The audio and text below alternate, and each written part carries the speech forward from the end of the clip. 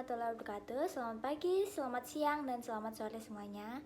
Sebelumnya perkenalkan, nama saya Fitri Ramadhani dengan nomor NIM 29027324431. Di sini saya akan menjelaskan apa itu manajemen risiko, masalah dan krisis, dan apa pentingnya mereka bagi suatu perusahaan atau organisasi.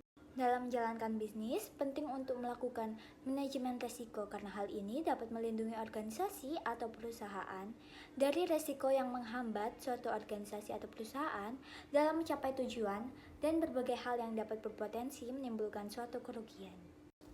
Menurut Kepala Manajemen Risiko Servis Pertamina Hulu, Henry Wedi Asmara menyebutkan bahwa manajemen risiko merupakan hal yang patut diperhatikan dalam menjalankan suatu bisnis karena suatu organisasi atau suatu perusahaan pasti akan mendapatkan masa-masa sulit dan ketidakpastian dalam mencapai suatu tujuan, suatu visi misi, ataupun dalam mengambil suatu keputusan.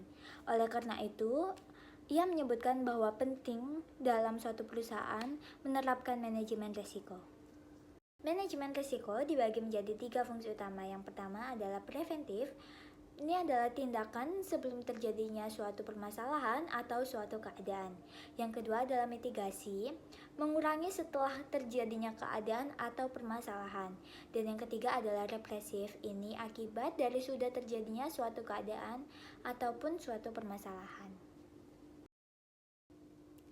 Seperti yang sudah dijelaskan, suatu perusahaan pasti tidak akan terhindarkan dari sebuah masalah atau masa-masa yang sulit dalam mencapai sebuah tujuan ataupun visi misi.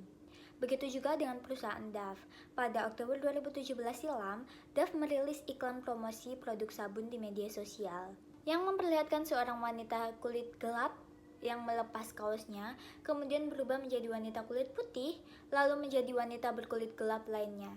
Klip ini berdurasi sangat singkat, tetapi cukup viral untuk menuai kritik keras karena dianggap mengandung unsur rasisme. Setelah mendapatkan reaksi negatif, pihak DAF bergerak cepat menghapus semua iklan dan mengeluarkan permintaan maaf di media sosial dan website resminya.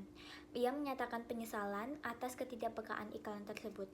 Namun, pihak DAF bersikeras menyampaikan bahwa ada pesan tersirat yang tidak tersampaikan dengan baik dan menyatakan bahwa akan mengevaluasi proses kreatif internal mereka untuk memastikan kejadian tersebut tidak terulang lagi. Dalam kasus ini, menunjukkan bahwa dalam dunia yang semakin sensitif terhadap isu sosial dan rasial, perusahaan harus lebih proaktif dalam mengelola risiko reputasi. Manajemen risiko yang efektif bukan hanya soal merespon krisis, tetapi juga mencegahnya sejak awal dengan perencanaan, edukasi, dan evaluasi yang matang. Sekian dari saya. Wassalamualaikum warahmatullahi wabarakatuh.